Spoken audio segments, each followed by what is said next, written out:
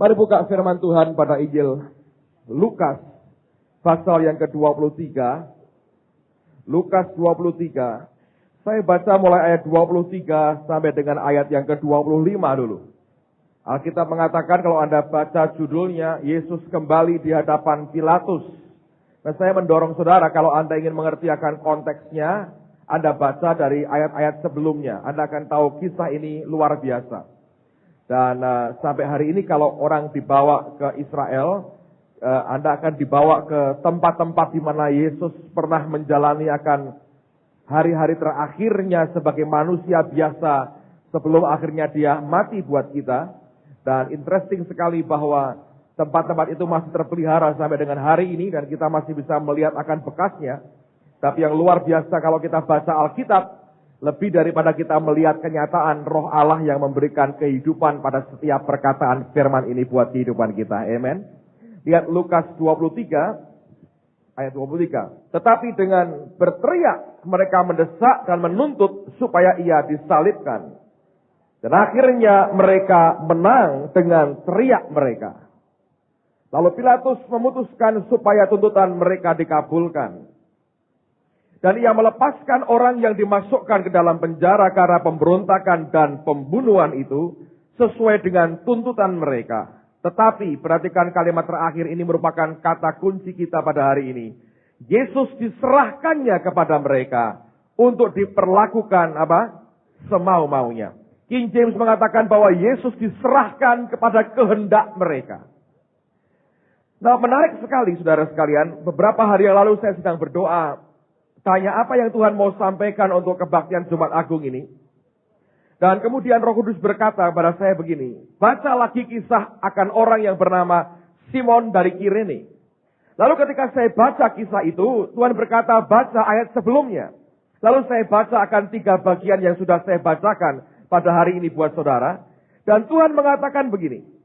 Selalu ada 2 tipe manusia yang akan bereaksi berbeda ketika mereka berhadapan dengan yang namanya salib atau penderitaan yang dialami oleh Yesus, yang semestinya juga bagian daripada itu adalah bagian dari salib kita dan penderitaan kita. Yang pertama adalah sikap yang ditunjukkan adalah ketika mereka ingin memperlakukan Yesus semau-maunya. Berapa banyak sebetulnya orang Kristen juga yang hari ini memperlakukan Yesus semau-maunya. Kita mau terima Tuhan karena kita takut masuk neraka. Dengar kabar baik, Tuhan mengampuni dosa kita. Lalu kemudian kita berpikir bahwa aku perlu untuk ke surga setelah aku mati. Lalu kita mengatakan, baiklah Tuhan, aku mau terima Engkau. Tapi setelah kita menerima Yesus dalam kehidupan kita, maka kelakuan tabiat lama kita mulai muncul lagi. Dan kita seringkali jadi orang kategori pertama. Memperlakukan Tuhan semau-maunya. Kita berkata engkau Tuhan, engkau Tuhan, engkau Tuhan. Pada kenyataannya, Tuhannya adalah diri kita sendiri. Dan Yesus kita perlakukan semau kita. Dan ini yang menyedihkan mengapa banyak orang Kristen tidak tumbuh dalam hidupnya. Sekalipun mereka sudah melayani. 1 bulan terakhir ini saya mau berkata jujur kepada saudara. Merupakan bulan yang menyedihkan roh saya. Hati saya sebagai anak Tuhan, saya selalu bergembira, saya bersuka cita, melihat apa yang Allah kerjakan. Saya senang, tahu dengan kebaikan Tuhan saya bersyukur. Tapi jujur saya berkata ada sesuatu yang memedihkan batin saya, saudara. Saya nggak bisa ceritakan detailnya, tapi saya berkata saya bertemu dengan orang-orang besar dalam pandangan manusia dalam 1 bulan terakhir ini. Dan hampir semua dari mereka menunjukkan tanpa mereka sadari ketidakdewasaan dan hal-hal yang tidak masuk akal. Dalam pikiran saya berkata, tidak mungkin mereka seperti ini. Tapi tetap dibuat, saudara. Dan saya belajar bahwa, dengarkan baik-baik. Kekristenan itu bukan berisi kegiatan. Kekristenan bukan berisi profesi untuk meningkatkan akan tugas kewajiban kita. Kekristenan itu bukan berisi sesuatu untuk mengangkat derajat dan ministry kita pribadi. Kekristenan itu merupakan persekutuan hubungan kita dengan Tuhan dan pertumbuhan hidup kita di hadapannya. Jangan salah ngerti. Anda datang ke sebuah gereja, Anda bergabung bersama-sama dengan kami di sini. Jangan mencari reputasi atau mencari promosi manusia yang membuat nama Anda begitu besar dan terkenal. Tidak ada gunanya. Bukan itu tujuan Allah yang utama. Allah mau hidup kita tumbuh. Allah mau kita makin kenal dengan Dia. Makin disempurnakan. Makin serupa dengan Dia. Yang namanya pelayanan, kegiatan itu nomor sekian. Allah mau melihat hati kita. Allah melihat kita mau tumbuh di hadapannya. Itu yang nomor satu. Dan itu ukurannya sederhana. Apakah Yesus kita perlakukan semau-mau kita atau kemauan kita ditundukkan kepada kemauannya? Saya jujur berkata kepada saudara, hal yang paling menyedihkan setelah melihat orang Kristen murtad adalah melihat anak-anak Tuhan tidak tumbuh di dalam Dia. Yesus diperlakukan semau-maunya. Dan berapa banyak kita menggunakan nama Yesus untuk kepentingan kita pribadi. Anda dagang dengan orang, lalu Anda berkata, saya Kristen loh. Lalu saya ke gereja. Saya ini ikut ini loh. Saya aktif di sini. Saudara mau pakai apa sebetulnya dengan cara itu? Anda mau berkata, Yesus loh. Di namaku ada Yesusnya. Percayalah kepadaku, utangilah saya. Iya Pak. Tujuannya apa sebetulnya? Kita dengar baik-baik. Kalau ada orang yang paling sering dimanfaatkan, itu namanya Yesus, saudara. Dimanfaatkan habis. Oleh siapa? Anak-anaknya sendiri. Celaka, saudara. Berapa banyak orang Kristen yang selalu mencoba, pokoknya apapun yang menguntungkan buat saya, bagaimana aku bisa memanfaatkan nama ini untuk kepentinganku? Dan Yesus diperlakukan semau-maunya. Saya pikir ini hal yang menyedihkan sekali, saudara. Dan selalu ketika Tuhan hidup dalam hidup di dunia 2000 tahun yang lalu, selalu ada hal-hal di mana Dia berhadapan dengan dua kubu yang berbeda. Ada orang-orang yang minta Allah menyesuaikan dirinya dengan kita. Ada orang-orang yang sedia dirinya menyesuaikan dengan Tuhan. Saya mau ulang lagi. Selalu dihadapkan pada dua titik yang berbeda. Ada orang-orang yang mengharapkan dan minta dan menuntut Allah menyesuaikan diri dengan dirinya sebagai manusia. Ada manusia-manusia yang sedia menyesuaikan dirinya dengan Allah. Dan itu dua hal berbeda. Kalau kita memperlakukan Yesus semau-maunya, maka itu berarti bahwa kita minta Tuhan menyesuaikan diri dengan kita. Tapi kerinduan hati Allah adalah kita menyesuaikan diri dengan Dia. Tuhan yang tidak akan pernah berubah, kita yang mesti berubah, saudara. Nah, selalu kalau kita mengharapkan, Tuhan, Kau harus menyesuaikan dirimu dengan aku. Saya berkata, sampai kapanpun, tidak akan pernah kita tumbuh dengan sehat, sebagaimana yang Tuhan inginkan di dalam kehidupan kita. Tapi saya bersyukur cerita ini tidak berhenti sampai di sini, saudara. Begitu ada orang yang memperlakukan Yesus semau-maunya, pada ayat berikutnya ada orang yang merelakan dirinya diperlakukan semau-maunya bagi Tuhan. Coba lihat ayat berikutnya. Interesting sekali. Ketika mereka membawa Yesus, mereka menahan seorang yang bernama Simon dari Kirene, yang baru datang dari luar kota. Lalu diletakkannya salib itu di atas bahunya, supaya dipikulnya sambil mengikuti Yesus. Nah, sekarang dengarkan baik-baik. Ini membutuhkan sedikit konsentrasi. Saya akan mencoba merekonstruksi akan kisah Simon dari Kirene. Bahwa yang muncul hanya cuplikan-cuplikan data di Alkitab. Kalau Anda ikuti alur ceritanya, Anda akan menemukan cerita yang luar biasa dari orang yang bernama Simon dari Kirene. Sebagian perlu diinterpretasikan untuk memudahkan kita memahami alur ceritanya. Sebagian datanya ditulis oleh Alkitab begitu valid.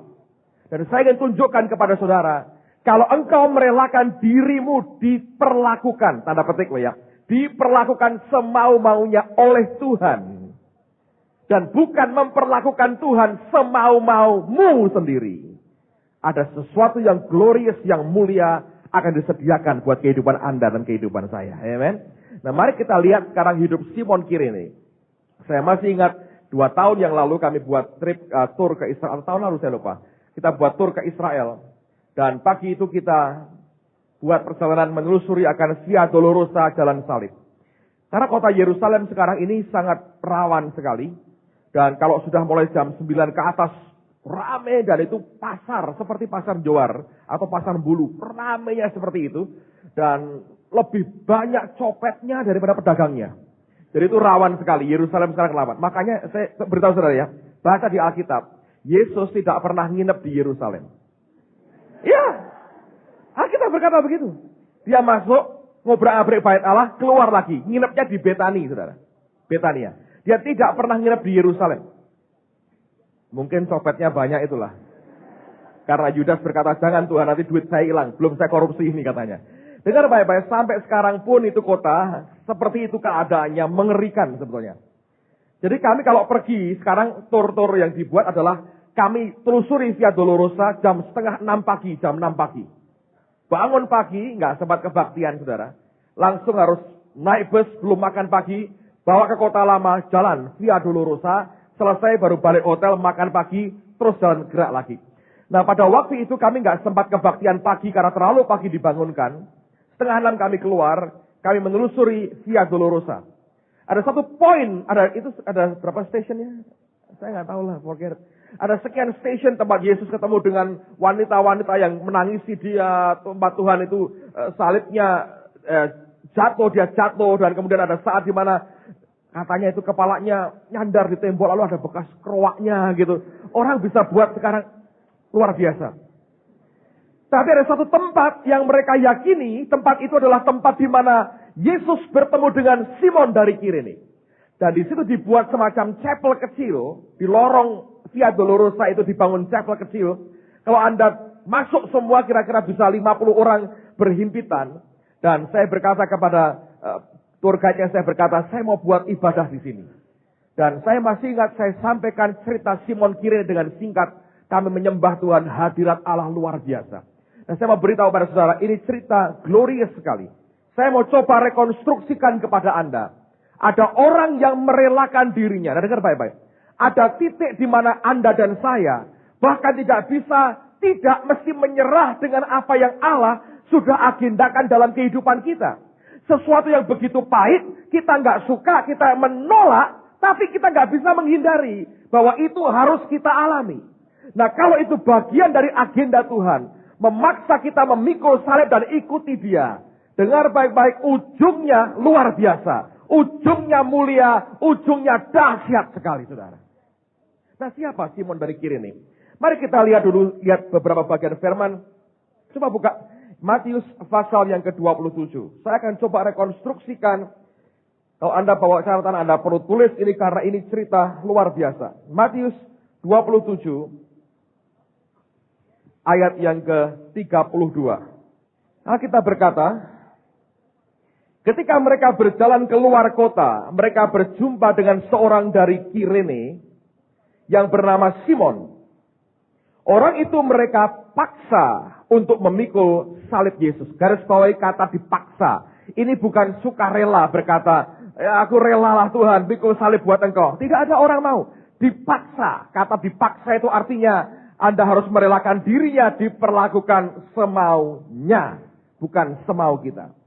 Nah, Kirene itu mana? Kalau Anda perhatikan di peta, kalau Anda punya Alkitab yang ada mapnya atau petanya di belakang, Anda akan lihat. Di rumah Anda boleh coba lihat. Kirene itu daerah yang namanya Libya yang sekarang. Di Afrika bagian utara. Nah, siapakah Simon? Dia orang Yahudi. Nah, kenapa bisa nyampe ke dari Afrika? Nah, dengar baik-baik. Ini rekonstruksinya. Dalam zaman perjanjian lama dan perjanjian baru, bahkan juga sebetulnya sampai dengan hari ini, masih ada sebagian yang begitu. Hari raya paling besar buat orang Yahudi yang utama adalah hari raya Paskah. Kenapa? Saat itulah mereka merayakan pembebasan mereka keluar dari Mesir, dari perbudakan. Kata Paskah atau Pasah dari kata Passover atau Tuhan melewati.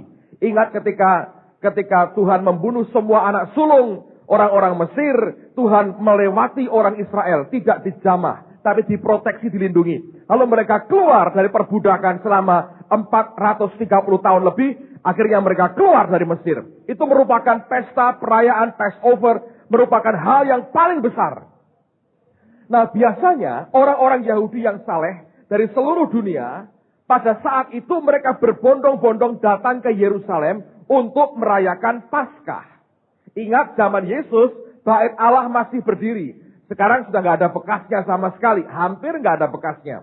Nah, pada waktu itu semua orang Yahudi yang saleh, tentunya yang punya uang, yang punya biaya, itu mereka berbondong-bondong datang ke Yerusalem. Itu gambarannya seperti saudara-saudara kita naik haji. Ya, mereka yang punya uang, mereka senang berbondong-bondong ke Mekah naik haji. Nah, zaman dulu orang Yahudi melakukan yang sama. Bukan sekali seumur hidup, tapi setahun sekali. Mereka merayakan Paskah, mereka datang berbondong-bondong ke Yerusalem. Nah, Simon ini berasal atau tinggal di Kirene, di Libya, di Afrika bagian utara. Rupanya dia termasuk orang pengikut agama Yahudi yang saleh. Dan hari itu dia baru datang dari luar kota. Mengindikasikan dia baru tiba dari Afrika. Anda bisa bayangkan jalan jauhnya luar biasa. Dia datang dengan tujuan merayakan Paskah. Nah, biasanya begini saudara.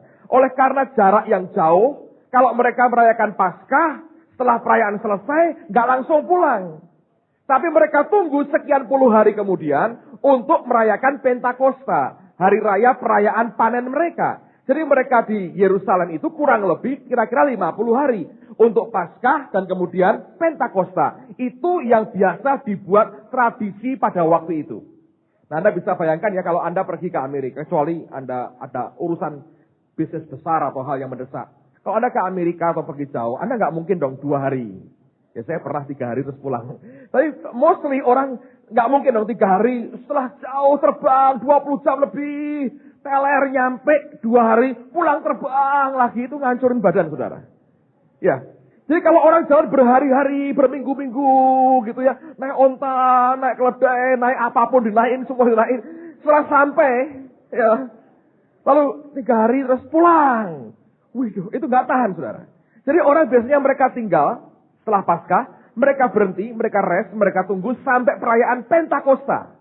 Begitu Pentakosta selesai, balik mereka. Kembali ke tempat asal mereka. Nah, Simon ini diperkirakan satu di antara begitu banyak orang Yahudi dari seluruh dunia yang sedang berkumpul di Yerusalem pada waktu itu untuk perayaan Paskah. Nah, apa yang terjadi? Alkitab mengatakan pada waktu dia masuk kota, dia berhadapan, berpapasan dengan rombongan orang-orang yang akan menarik Tuhan, menyeret Tuhan dengan salibnya untuk dibawa ke Golgota. Dan dia bertemu dengan rombongan itu. Nah, apa yang dia buat? Saya yakin sebagaimana kita lah. Kalau Anda jalan ya, ada rame-rame. Anda kan pengen lihat ada apa sih? Iya Pak? Oh, topeng monyet. Oh, joget ketek. Oh, apa gitu kan? Anda kan pengen lihat orang rame-rame itu ada apa? Saya yakin ini orang sama. Dan kira-kira pasti tidak kurus kering lah. Ya toh, kalau terlalu kurus dibreki salib, krek langsung mati dia malah. Menurut saya ini orang kuat lah. Ini orang tinggal di gurun, ini orang bangsa orang-orang kuat lah.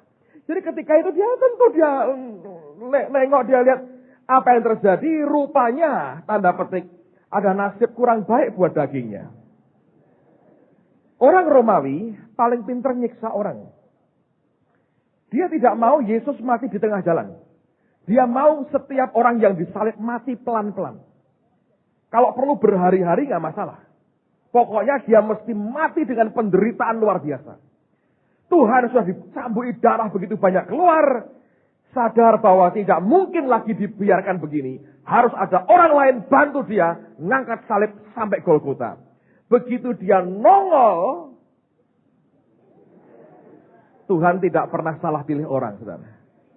Kalau hari ini Anda sedang mikul salib, Tuhan pilihannya paling tepat.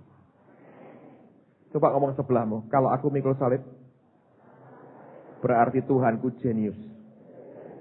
Pinter kok aku yang disuruh mikul hari ini. Bukan kamu. Aku nikmati salibku. Udah berani ngomong. Kita selesaikan ceritanya, nanti Anda kepingin mikul salib semua. Saya di Israel, saudara. Kami masuk ke, isinya toko souvenir kok, saudara. Ada gambar patung kayu Yesus ya, lagi sedih begini. Salibnya bukan dipikul tapi dirangkul. Saya bilang, Yesus kok ngerangkul salib ini kapan? Ada teman suami istri lah. Itu kan dirangkul, salibnya kecil dirangkul. Karena Pak ini patung apa? Oh ini Daud Goliat. Oh Daud Goliat. Ini apa Pak? Ini Simpson. Ngerubuhin rumahnya orang Filistin. Saya bilang, ini apa? Oh ini ngangkat takut perjanjian. Saya ada gambar Yesus itu lagi ngerangkul salib kecil gini. Kan tunduk gini saudara. Saya bilang, lah ini apa Pak? Lah ini saya bilang, Yesus sedih. Loh kok sedih Pak? Ah ya, itu loh wajahnya ngomongnya gini. Dulu perasaan berat loh. Sekarang salib-salib yang dipakai anak-anakku kok enteng. Telinga pun bisa nahan, leher bisa nahan, saudara.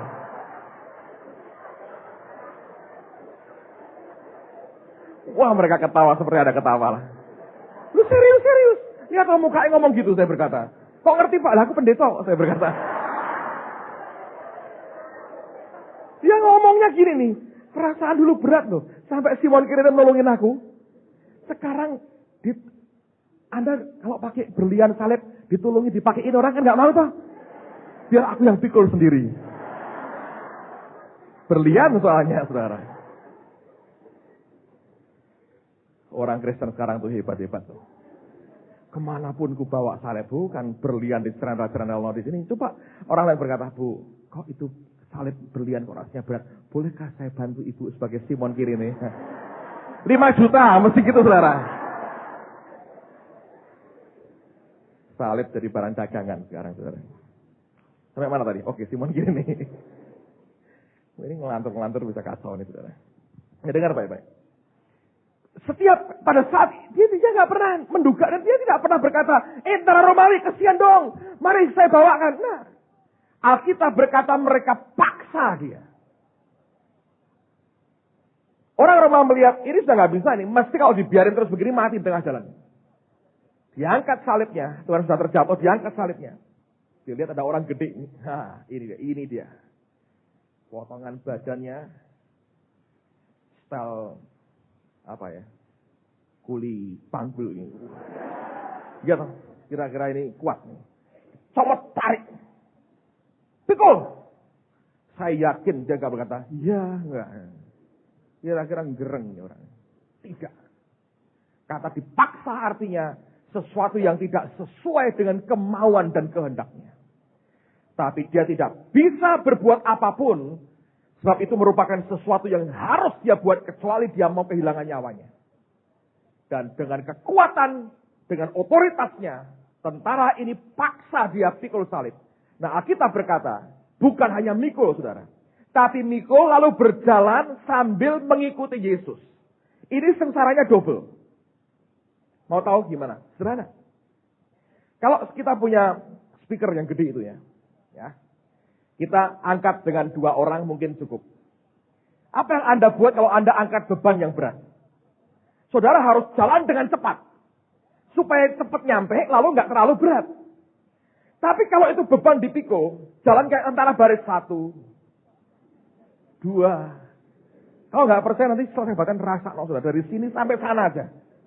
Kalau ada gerak cepat, itu akan lebih enteng rasanya. Ya, dan terbebaninya lebih singkat. Tapi kalau Anda jalan dengan perlahan, itu krosonya nemen loh saudara. Dan kita berkata, Simon disuruh jalan di belakangnya Yesus. Ini orang sudah hampir kehabisan darah. Sudah lemas tenaganya, tidak punya kekuatan lagi. Dia jalan dengan tertatih-tatih. Ini orang suruh mikul sekian kilo di belakang. Dan dia ikut kemana Tuhan. Naik sampai ke Golgota. Menurut saya ya. Gak ada shalom, rapayu saudara. Ngomel ya menurut saya. Meledak marahnya menurut saya wajar. Dia berkata, aku ingin diopo. Kira-kira gitu ya. Datang mau Paskah. Penjahat suruh nyalipin mikul disalib. Jangan gak tahu dia orang siapa. Yang dia tahu setiap orang yang disalib. Itu penjahat. Dan dia lihat 3 orang toh. Yesus dengan 2 penjahat. Jadi dia berkata gini, wah ini dua ini modelnya model rampok ganas, ini kok wajahnya halus. Ini bosnya ini kira-kira. Gitu. Bosnya kan nggak pernah bunuh orang tapi merintah bunuh. Wah ini saya suruh mikir, ini kira-kira ini pemimpinnya ini. Ini dua ini bekas anak buahnya ini. Anda bisa bayangkan itu ngomel, sambil grundel, sambil tanya, ini siapa sebetulnya orang ini? Tidak ada indikasi bahwa Simon pernah bertemu dengan Yesus sebelumnya. Tidak ada indikasi bahwa Simon pernah berbicara dengan Yesus. Tidak ada indikasi dia pernah dengar tentang nama ini. Karena sebagian besar ministry Yesus itu di daerah Kapernaum di Galilea. Menjelang matinya baru dia ke Yerusalem. Jadi sebelum-sebelumnya dia nggak pernah dengar banyak. Nah perhatikan apa yang terjadi. Menurut saya ini saudara ya. Kalau Anda bayangkan apa yang terjadi pada waktu itu. Ini orang sudah ngomel. Dia marah, kepahitan, sakit hati. Nyumpah-nyumpahin. Begitu sampai di Golgota. Tidak akan berkata, saya letakkan di mana ya. Nggak akan dibanting kira-kira itu salib saudara. Dan tidak akan cari perkara lebih jauh. Langsung dia pergi. Sebab dia berkata, ini ntar suruh nyalipin. Ntar besok sana, kamu yang disalib ya. Wah nggak mau. Langsung cabut saudara. Ngerti saudara? Ini gambarannya. Saya hanya buat Anda ngelihat akan rekonstruksi apa yang terjadi. Dengar baik-baik. Tidak ada orang yang mengalami perjumpaan dengan Tuhan yang tidak berubah hidupnya. Semua orang yang mengalami perjumpaan dengan Allah ada yang berubah dalam hidupnya. Dan saya percaya Simon Kirene ini sudah mengalami sesuatu yang orang biasa gak alami. Saya tahu sepanjang hidupnya sejak hari itu ada pertanyaan besar. Siapa orang ini sebenarnya? Saya yakin kebaikan kekudusan Tuhan itu radiasinya bisa touch menyentuh akan lubuk hati yang paling dalam dari orang yang bernama Simon. Dan saya yakin orang ini bisa mengerti sebetulnya ini orang rasanya tidak seperti penjahat. Tapi kenapa disalibkan? Siapa orang ini? Dan kalau Anda terlibat di situ, Anda mau tidak mau, Anda mesti berkata, ini ada apa sebetulnya? Betul nggak saudara? Contoh beginilah. Kalau misalnya di tengah-tengah Anda ini ada keributan. Ada satu anak teriak, dompetku hilang. Anda yang di belakang pun akan merasa pengen ngerti, itu ada apa? Kepenuhan Roh Kudus? Atau apa? Nangkep ya? Karena kita merasa tersangkut di dalamnya. Nah apalagi Simon. Dia mesti pikul salibnya Yesus. Pertanyaannya adalah siapa orang ini sebetulnya? Itu pertanyaan menurut saya akan terus mengejar dia. Dia pengen ngerti siapa orang ini. Dan rupanya seluruh Yerusalem mengerti apa yang terjadi. Sampai semua orang asing di Yerusalem tahu apa yang terjadi. Mereka dengar, Simon dengar akan peristiwa selanjutnya. Dia menyaksikan mungkin dari jauh wanita-wanita yang meratapi Tuhan ketika dia dinaikkan di kayu salib. Dia melihat bagaimana para imam-imam mencemooh dia berkata, kalau engkau Tuhan, turunlah, selamatkanlah dirimu sendiri. Saya yakin dia dengar seorang penyair berkata, kalau engkau Tuhan, tolonglah dirimu dan tolonglah kami. Saya yakin dia dengar yang seorang berkata, Tuhan ingatlah aku ketika engkau datang dalam kerajaanmu. Dan saya yakin dia dengar ketika Yesus berkata, hari ini juga engkau bersama dengan aku di Firdaus. Dan yang paling luar biasa, karena ini terjadi bencana atau gejala alam yang kuat. Gempa bumi dan semuanya gelap gulita. Pada saat Tuhan menyerahkan nyawanya dan dia berkata, it is finished. Ketika dia berkata, sudah genap. Saya percaya gempa bumi dirasakan semua orang, gelap gulita dirasakan, orang tahu ada sesuatu yang terjadi. Dan saya yakin dia tahu ketika perwira Romawi berkata, sungguh dia orang benar. Dan saya percaya ketika mereka semua gempar, ketika tirai bait Allah terbelah dari atas ke bawah, sehingga antara ruang suci dan mahsyar tidak ada batasan lagi. Lewat kematian Tuhan, orang bisa straight ketemu dengan Tuhannya. Dan semua itu dia dengar ketika Yusuf Arimatia meminta kepada Pilatus untuk mengizinkan dia mengubur mayat Yesus. Dan yang paling hebat adalah saya percaya dia dengar bahwa orang yang dia pikulkan salibnya naik ke Golgota, yang dia tidak kenal, yang dia tahu namanya Yesus dari Nazaret itu, yang mengaku dirinya sebagai Mesias, penebus dosa manusia. Pada hari yang ketiga, semua orang berkata dia bangkit dari antara orang mati dan kuburnya sudah kosong. Anda bertanya, Bapak dari mana mengerti? Semua peristiwa itu Simon tahu. Saya buktikan pakai ayat saudara. Buka bersama dengan saya. Lukas pasal 24. Saya mau tunjukkan kepada Anda, semua orang di Yerusalem, termasuk orang asing di Yerusalem, ngerti apa yang terjadi. Lukas 24, mulai ayat 13. Pada hari itu juga 2 orang dari murid-murid Yesus pergi ke sebuah kampung bernama Emmaus, yang terletak kira-kira 7 mil jauhnya dari Yerusalem. Dan mereka bercakap-cakap tentang segala sesuatu yang telah terjadi. Ketika mereka sedang bercakap-cakap dan bertukar pikiran, datanglah Yesus sendiri mendekati mereka, lalu berjalan bersama-sama dengan mereka. Tetapi ada sesuatu yang menghalangi mata mereka, sehingga mereka tidak dapat mengenal Dia. Yesus berkata kepada mereka, "Apakah yang kamu percakapkan sementara kamu berjalan?" Maka berhentilah mereka dengan muka muram. Seorang dari mereka, namanya Kleopas, menjawabnya, "Adakah engkau satu-satunya orang asing di Yerusalem?" Perhatikan ini. Yang tidak tahu apa yang terjadi di situ pada hari-hari belakangan ini. Artinya dia mau berkata, bahkan semua orang asing yang tinggal di Yerusalem, semua mereka tahu apa yang terjadi di kota ini dalam beberapa hari terakhir ini. Nah, Simon adalah orang asing. Artinya Simon dari Kirene pasti tahu apa yang terjadi, dia dengar itu. Nah, apa yang terjadi? Ayat berikutnya. Katanya kepada mereka, "Apakah itu?" Nah, perhatikan, ini yang diketahui oleh banyak orang. Jawab mereka, "Apa yang terjadi dengan Yesus orang Nazaret? Dia adalah seorang nabi yang berkuasa dalam pekerjaan dan perkataan di hadapan Allah dan di depan seluruh bangsa kami. Tetapi imam-imam kepala dan pemimpin kami telah menyerahkan dia untuk dihukum mati dan mereka telah menyalibkannya. Padahal kami dahulu mengharapkan bahwa dialah yang datang untuk membebaskan bangsa Israel. Tetapi sementara itu telah lewat 3 hari sejak semuanya itu terjadi. Tetapi beberapa perempuan dari kalangan kami telah mengejutkan kami. Pagi-pagi buta mereka telah pergi ke kubur dan tidak menemukan mayatnya. Lalu mereka datang dengan berita bahwa telah kelihatan kepada mereka malaikat-malaikat yang mengatakan bahwa ia hidup. Dan pada beberapa teman kami telah pergi ke kubur itu, perhatikan, dan mendapati bahwa memang benar yang dikatakan perempuan-perempuan itu, tetapi dia tidak mereka lihat. Dengan kata lain, dengarkan baik-baik saudara, indikasinya adalah semua orang di Yerusalem tahu apa yang terjadi.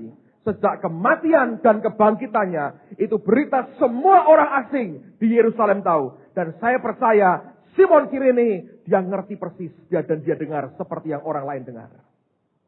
Dan saya percaya ada sesuatu yang mulai mengusik hatinya. Dan saya yakin ada pertanyaan besar. Benarkah dia Mesias yang aku tunggu selama ini? Benarkah dia juru selamat yang dinubuatkan oleh kitab nabi-nabi? Benarkah ini orang yang dijanjikan Allah buat dunia? Ada perasaan yang campur dalam batinnya. Dan itu berlangsung beberapa puluh hari, saudara. Sampai tiba hari Pentakosta. Nah, perhatikan apa yang terjadi pada hari itu. Ingat, mereka tinggal di Yerusalem Paskah sampai Pentakosta. Saya buktikan kepada Anda, mereka masih tinggal di Yerusalem sampai Pentakosta. Buka Kisah Rasul, pasal yang kedua. Lihat mulai ayat yang pertama. Ketika tiba hari Pentakosta, semua orang percaya berkumpul di satu tempat. Tiba-tiba turunlah dari langit suatu bunyi seperti tiupan angin keras yang memenuhi seluruh rumah di mana mereka duduk. Dan tampaklah kepada mereka lidah-lidah seperti nyala api yang bertebaran dan hinggap pada mereka masing-masing. Maka penuhlah mereka dengan Roh Kudus, lalu mereka mulai berkata-kata dalam bahasa lain, seperti yang diberikan oleh Roh itu kepada mereka untuk mengatakannya. Waktu itu di Yerusalem diam orang-orang Yahudi yang saleh dari segala bangsa di bawah kolong langit. Ketika turun bunyi itu berkerumunlah orang banyak. Mereka bingung karena mereka masing-masing mendengar rasul-rasul itu berkata-kata dalam bahasa mereka sendiri. Coba Anda lihat lagi ayat yang kelima. Waktu itu di Yerusalem diam orang-orang Yahudi yang saleh dari segala bangsa di bawah kolong langit. Ngapain mereka di sana? Datang untuk Paskah dan Pentakosta. Oke? Nah, dari mana saja mereka? Perhatikan ayat berikutnya. Mereka semua tercengang-cengang dan heran, lalu berkata, bukankah mereka semua yang berkata-kata itu orang Galilea? Bagaimana mungkin kita masing-masing mendengar mereka berkata-kata dalam bahasa kita sendiri, yaitu bahasa yang kita pakai di negeri asal kita. Kita orang Partia, Media, Elam, penduduk Mesopotamia, Yudea dan Kapadokia, Pontus dan Asia, Frigia dan Pamfilia, Mesir dan daerah-daerah Libya, perhatikan, yang berdekatan dengan mana? Kirene, garis bawah itu, pendatang-pendatang dari Roma. Baik orang Yahudi maupun penganut agama Yahudi, orang Kreta dan orang Arab. Kita mendengar mereka berkata-kata dalam bahasa kita sendiri tentang perbuatan-perbuatan besar yang dilakukan Allah. Mereka semuanya tercengang-cengang dan sangat termangu-mangu sambil berkata seorang kepada yang lain, apakah artinya ini? Tetapi orang lain menyindir mereka sedang mabuk oleh anggur manis. Dan saya percaya satu di antara mereka yang melihat keributan itu adalah Simon dari Kirene. Lalu kemudian dia bertanya, ini apa sebetulnya? Sekian puluh hari ini aneh. Aku dipaksa mikul salib. Salibnya orang yang bernama Yesus. Aku dengar dia mati. Aku lihat semua yang terjadi. Dan dia berkata, lalu 3 hari kemudian kuburnya kosong. Orang berkata dia bangkit. Hari ini hari Pentakosta. Hari terakhirku di Yerusalem. Dan tiba-tiba ada orang-orang aneh. Ngomong bahasa yang aneh, termasuk bahasa dari daerahku di Kirene. Apa artinya ini? Ayat berikutnya, perhatikan. Maka bangkitlah Petrus berdiri dengan ke-11 rasul itu. Dan dengan suara nyaring ia berkata kepada mereka, hai kamu orang Yahudi, dan kamu semua yang tinggal di Yerusalem. Ketahuilah dan camkanlah perkataanku. Lalu kemudian dia mulai berkhotbah. Dan Allah perhatikan, dia mulai bicara tentang Yesus yang adalah Mesias. Yang mati buat manusia dan bangkit dari antara orang mati. Nah, perhatikan apa yang terjadi setelah Petrus khotbah dengan begitu luar biasa. Ayat yang ke-41. Alkitab berkata, ayat 40 kita baca, dan dengan banyak perkataan lain lagi, ia memberi suatu kesaksian yang sungguh-sungguh. Dan ia mengecam dan menasihati mereka katanya, berilah dirimu diselamatkan dari angkatan yang jahat ini. Orang-orang yang menerima perkataannya itu memberi diri dibaptis dan pada hari itu jumlah mereka bertambah kira-kira 3.000 jiwa. Mereka bertekun dalam pengajaran rasul-rasul dan dalam persekutuan dan mereka selalu berkumpul untuk memecahkan roti dan berdoa. Saya percaya, dengar baik-baik. Satu di antaranya, Simon Kirene. Pak, gak ada bukti, ntar saya buktiin, saudara. Rekonstruksinya begini. Pada saat dia dengar khotbahnya Petrus, tiba-tiba roh Tuhan jamah hidupnya. Dan dia berkata, jadi yang dengan ngomel, dengan sumpah serapah, dengan terpaksa, aku pikulkan salibnya. Yang waktu aku banting salib itu di Golgota, dia Mesias. Tidak mengherankan wajahnya bukan seperti penjahat, sekalipun hancur oleh karena siksaan. Dan saya percaya roh Allah mulai templak hatinya. Dan Simon berkata, engkau luar biasa. Engkau pilih aku Tuhan. Mikul salib buat engkau. Dan saya yakin saudara, matanya disingkap Tuhan. Dan dia berkata, aku bertemu dengan Mesias. Keturunan Daud yang adalah Allah sendiri. Yang datang ke dunia sebagai manusia. Bisakah Anda bayangkan orang bertemu dengan Tuhan atau malaikat dan tidak berubah hidupnya? Saya percaya ini yang terjadi. Dan saya yakin Simon berkata, aku percaya. Sebab aku sendiri yang pikulkan salibnya naik sampai ke Golgota. Dan dia berkata, aku berikan hidupku kepadamu Tuhan. Saya yakin yang terjadi saudara. Hari itu dia berikan hidupnya kepada Tuhan. Dan hari yang sama saya percaya Roh Kudus memenuhi hidupnya. Dan dia mulai menyembah dengan bahasa yang baru. Dan dia tahu Roh Kudus yang penuh hidupnya. I think dia tinggal beberapa hari. Dan dia tekun dengerin apa yang para rasul sedang katakan. Dan ini rekonstruksinya. Dia harus kembali ke Kirene. Bukan Simon yang lama yang ngomel karena pikul salib sampai Golgota. Tapi Simon yang baru, penuh dengan Roh Kudus, dan Yesus dalam hidupnya. Saya yakin dengan sukacita ilahi, dia pulang ke Kirene. Mungkin jalan sekian minggu tidak dirasakan buat hidupnya. Sukacita yang luar biasa meledak dalam hidupnya. You know what? Dia pulang ke rumahnya. Istrinya, anak-anaknya mungkin sambil sedikit cemberut berkata, kenapa papa pulang lambat sekali? Istrinya berkata, kenapa engkau pulang lama sekali? Tapi Simon berkata, jangan marah. Kalian kumpul. Dengar apa yang aku alami. Aku ketemu Tuhan. Istrinya berkata, engkau masuk ruang maha suci. No. Sekarang sudah terbelah tirainya. Tapi aku ketemu Mesias. Yang para nabi katakan akan datang. Menebus dosa kita. Aku ketemu. Dan dia cerita dan dia berkata, aku pikulkan salibnya. Sekarang aku malu. Aku dulu mikul ngomel-ngomel. Sampai dipaksa. Kalau tahu itu Mesias. Gua angkat naik turun 10 kali kuat katanya. Dia bangkit. Aku dengar para rasul dipenuhi Roh Kudus.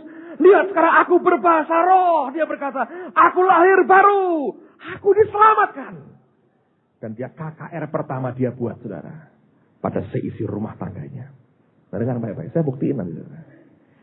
Dia buat altar call. Siapa mau terima Tuhan? Luar biasa. Istrinya angkat tangan. 2 anaknya angkat tangan. Keluarganya bertobat. Dia berkata, terima ya, percaya sama Yesus. Nah, what, saudara? Orang ini memulai ikut Tuhan dengan terpaksa. Lebih tepatnya dipaksa mikul salib. Sesuatu yang sangat tidak enak buat dagingnya. Tapi apa yang Allah rencanakan bukan rancangan kecelakaan, tapi rancangan damai sejahtera yang memberikan hari depan yang penuh pengharapan kepada kita. Nah, apa yang terjadi, saudara? Sekian tahun kemudian, Allah bukan Allah yang menutup mata. Dia memberikan upah kepada orang yang setia dan mau melakukan yang dia perintahkan. Anda tahu? 2 anak Simon Kirene dipakai Allah luar biasa. Sekian tahun kemudian, 2 anak laki-lakinya jadi pilar gereja Tuhan di jemaat di Roma. Anda bilang, Pak, dari mana Bapak ngerti? Lihat Markus 15. Saudara. Nah, sebelum saya bacakan Markus 15. Saya mau Anda tahu sesuatu begini. Injil Markus ini sebetulnya ditujukan, pada mulai ditulis, ditujukan untuk jemaat yang di Roma. Anda harus ngerti ya. Asal muasalnya Injil Markus ditulis itu sebetulnya untuk jemaat yang di Roma. Supaya mereka ngerti akan urutan cerita dari Yesus. Nah, sekarang lihat. Ketika Markus menulis kisah Simon Kirene. Dia tambahi dengan penjelasan. Supaya mereka ngerti siapa orang ini. Markus 15 ayat 20b. Dan ayat yang ke-21. Kemudian Yesus dibawa keluar untuk disalibkan. Pada waktu itu, lewat seorang yang bernama Simon, orang Kirene, diberi penjelasan. Ayah siapa? Alexander dan Rufus, yang baru datang dari luar kota, dan orang itu mereka paksa untuk memikul salib Yesus. Ngerti penjelasannya? Saya beri contoh yang paling gampang gini. Ini ada Timothy. Ngerti nggak Timothy? Di sini yang nama Timothy mungkin 15, saudara. Tapi Anda ngerti kan papahnya Timothy? Anaknya Pak Ardian. Ngerti? Penjelasan terakhir itu akan menunjukkan, oh ini loh yang dimaksud. Nangkap, saudara? Orang Roma ngerti siapa Rufus dan Alexander. 2 pemimpin besar mereka. Jadi waktu Markus tulis kepada jemaat di Roma, dan dia berkata, ada orang bernama Simon dari Kirene. Kalau hanya bilang titik, nggak ada orang ngerti. Ditambahi. Itu loh, ayah dari Alexander dan Rufus. Waktu mereka baca, oh papamu toh, katanya. Ngerti, saudara? Berarti ini anaknya lahir baru nggak? Ayo. Berarti ini anak Simon Kirene bertobat lahir baru nggak? Bukan hanya itu. Penuh Roh Kudus dan dipakai Allah jadi pemimpin gereja. Bayangin. Bapaknya yang mikul salib sambil ngomel, saudara. Bayangin kalau tanpa ngomel. Menurut saya semua kita pada mulanya ketika dibebani sesuatu yang daging kita berteriak. Kita bilang tidak mau Tuhan. Tapi kalau Anda tetap tidak Anda lemparkan salib itu sampai ke tujuannya. Sekian waktu kemudian Anda akan lihat kemuliaannya yang luar biasa. Ini dua anaknya dari tokoh gereja. Istri Simon Kirene, saudara. Juga bertobat. Dari mana Pak? Ada ayatnya. Bukan cuma bertobat, jadi wanita yang saleh dan rohaninya luar biasa. Allah permuliakan seluruh keluarganya. Dari mana ngerti Pak? Roma pasal yang ke-16. Mari kita lihat. Roma pasal yang ke-16. Ayat yang ke-13. Rasul Paulus tulis surat kepada jemaat di Roma. Dan dia berkata, salam kepada siapa? Rufus.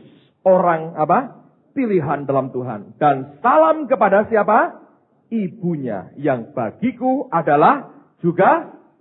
Bayangin kalau ada seorang tante diakoni Paulus jadi maminya. Kalau itu tante hanya ini bisa nih arisan, ngutang sana, ngutang sini. Nggak bakal saudara. Percayalah. Kalau bukan orang rohani di hadapan Tuhan. Dia berkata yang bagiku adalah juga ibu. Siapa ini ibunya Rufus? Itu Nyonya Simon dari Kirene, saudara. Bapaknya mikul salib Tuhan sampai Golgota. Seluruh keluarganya dipermuliakan Tuhan. Nah, dengar baik-baik. Saya nggak tahu hidup Anda hari ini. Apakah ada salib yang sedang engkau pikul? Kalau itu iya. Jangan dengan ngomel. Ikuti sampai ke ujung, saudara. Ikuti sampai ke Golgota. Lalu kau akan lihat kemuliaan Allah dinyatakan buat hidup dan keluargamu. Anda akan lihat yang glorious terjadi.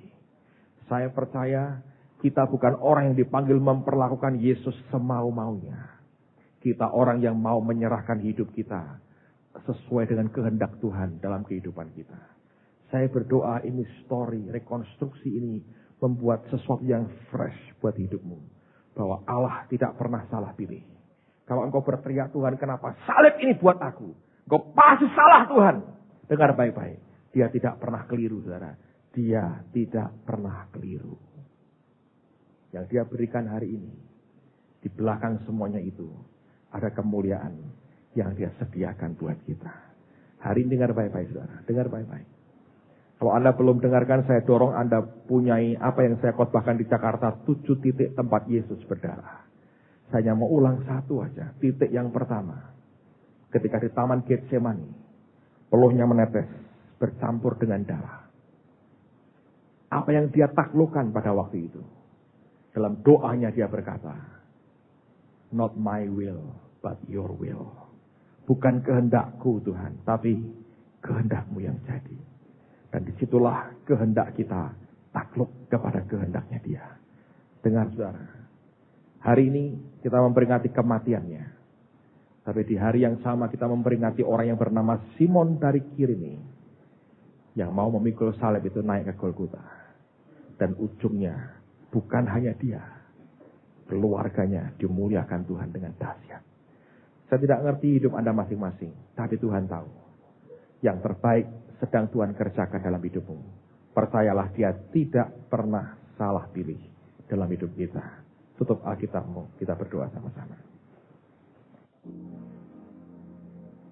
Kemarin saya dengar sebuah kesaksian menarik sekali. Dengar baik-baik, saudara.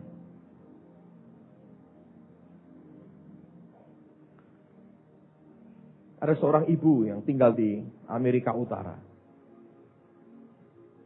Dia janda dengan anak satu, suaminya meninggal beberapa tahun yang lalu. Dia punya kerjaan, dia dulu kerja dengan orang, sekarang dia beli rumah yang lebih besar, dan dia nampungi para mahasiswa atau pelajar dari berbagai negara yang belajar di Kanada, di Amerika Utara, dan dia pakai rumahnya untuk kos. Kasarnya gitu, gampangnya gitu. Kemarin dia telepon istri saya, dia bersaksi apa yang terjadi. Satu hari saya buat retret tahun lalu di gereja mereka. Hari terakhir Tuhan gerakkan saya bicara tentang soal keuangan. Lalu saya minta mereka memberi persembahan dengan cara berbeda. Saya bilang, kamu mesti tanya Tuhan, berapa yang engkau mau persembahkan. Kita mesti belajar ya, dalam hal keuangan pun jangan perlakukan Yesus semau-mau kita sendiri. Biarkan kemauan kita tunduk pada kemauan. Memberi pun Anda mesti tanya, Tuhan, berapa yang harus aku persembahkan? Jangan paksa Tuhan dengan kemauan kita. Dalam segala hal. Dan waktu dia berdoa, Tuhan beri angka yang mengagetkan dia, saudara. Dia sudah memberi perpuluhan, dia memberi persembahan. Tapi ada satu uang terakhir untuk bulan itu yang dia punya. Dan itu uang sebetulnya untuk bayar angsuran rumah. Dia beli rumah mortgage. Dia mesti bayar angsuran rumah. Dia bilang, Tuhan, kalau ini bayarin, tak persembahkan buat engkau. Aku nggak tahu berikutnya bagaimana. Tapi itu angka begitu jelas. Dia nggak bisa nolak lagi. Dan dia tulis dalam buku ceknya. Dia berikan untuk pekerjaan Tuhan. Masuk untuk gereja.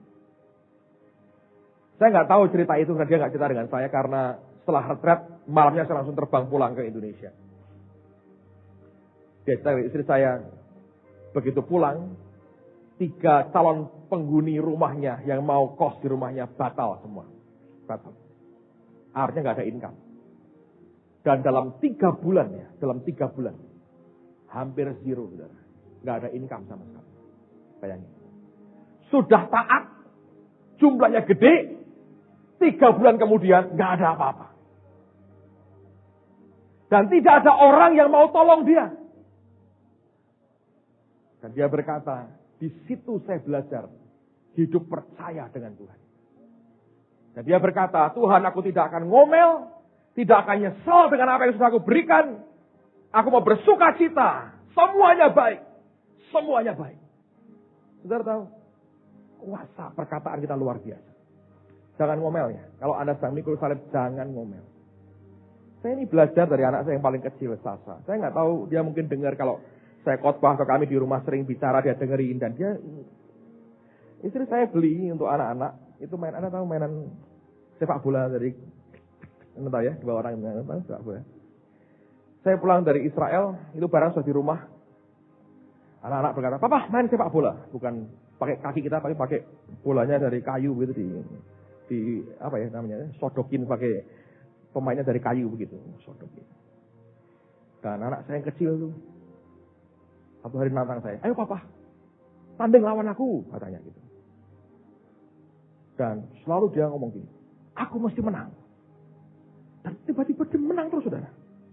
Terus dia ngomong gini, Papa harus ngomong, Pak. Aku mesti bisa, aku mesti menang, nanti menang, katanya. Terus saya nggak ngikuti dia. Aku bisa, aku menang. Saya bisa ngegulin. Loh, betul kan? Ngomong, Pak, katanya. Anak kecil 5 tahun ngajari pendeta, saudara.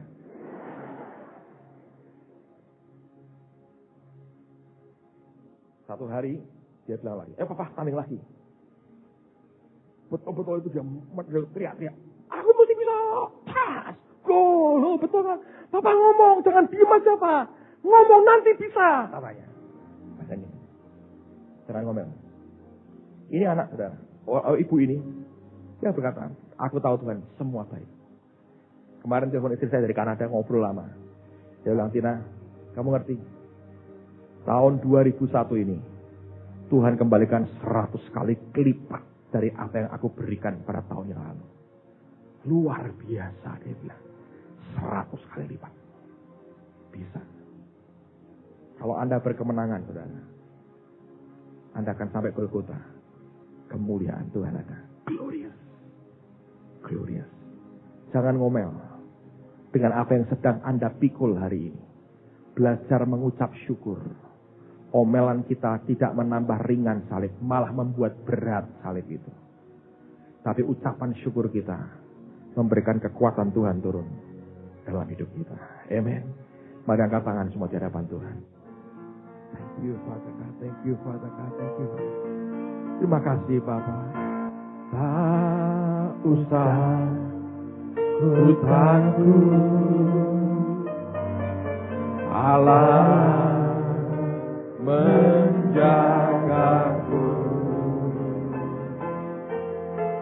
Tak usah ku Yesus peliharaku. Tak usah ku susah, Roh Kudus hiburku. Tak usah ku cemas, yang memberkatiku. Katakan El Shaddai, El Shaddai. The Almighty God, Allah yang maha kuasa. Tapi yang kedua, kata Shaddai artinya seperti buah dada seorang ibu yang untuk menyusui anaknya. Itu bicara tentang kelimpahan Tuhan dalam kehidupan kita. Sehingga Kenneth Hagin berkata El Shaddai juga artinya the God who is more than enough. Allah yang lebih dari cukup. Dan itulah yang orang berkata juga El Shaddai artinya Allah sebagai penjaga, pelindung kita. Allah yang menjadi protektor buat kita. Dia Tuhan yang luar biasa. Nah, kenapa mereka pasang di pintu? Karena mereka mau masuk ke rumah dengan El Shaddai. Mereka keluar ke rumah juga dengan El Shaddai. Mereka masuk dengan Allah yang maha kuasa di rumah mereka. Proteksinya luar biasa. Kelimpahannya luar biasa. Mereka keluar rumah. El Shaddai menyertai mereka. Dengan proteksi kemahakuasaan dan kelimpahannya. Kita masuk diberkati, kita keluar diberkati. Kita masuk dilindungi, kita keluar dilindungi. Kita masuk dengan Allah yang maha kuasa, kita keluar juga dengan Allah yang maha kuasa. El Shaddai dalam kehidupan kita. Bukan hanya materi, the whole thing, semuanya utuh dia berikan buat kita. El Shaddai itu hari ini bersama dengan kita. Nah watch, perhatikan baik-baik, dengar baik-baik. Kapan pertama kali kata El Shaddai dikenalkan Tuhan kepada umatnya? Kalau Anda baca di Alkitab, Kejadian 17, itu pertama kali Allah berkata, Abraham, akulah El Shaddai. Kapan itu? Alkitab berkata, waktu Abraham berumur 99 tahun. Sudah lemah kekuatannya. Tidak bisa ngapa-ngapain lagi. Suruh kawin dengan siapapun gak berdaya lagi. Tidak bisa menolong Tuhan dengan kekuatannya lagi. Habis semua kekuatannya. Ketika kekuatan manusianya habis, Allah berkata, akulah El Shaddai. Hari ini kalau engkau berkata, Tuhan, habis kekuatanku. Dia berkata, jangan khawatir nak. Aku El Shaddai datang untuk hidupmu. Aku El Shaddai, Tuhan dalam hidupmu. God who is more than enough. Allah yang lebih dari cukup. The Almighty God, Allah yang maha kuasa. Dan dengar baik-baik, El Shaddai itu bukan hanya di ambang pintu rumah kita, tapi ada di dalam kita. Selalu menyertai kita dan tidak pernah meninggalkan kita piatu. Mari angkat tangan sama-sama. Katakan lagi El Shaddai, El Shaddai.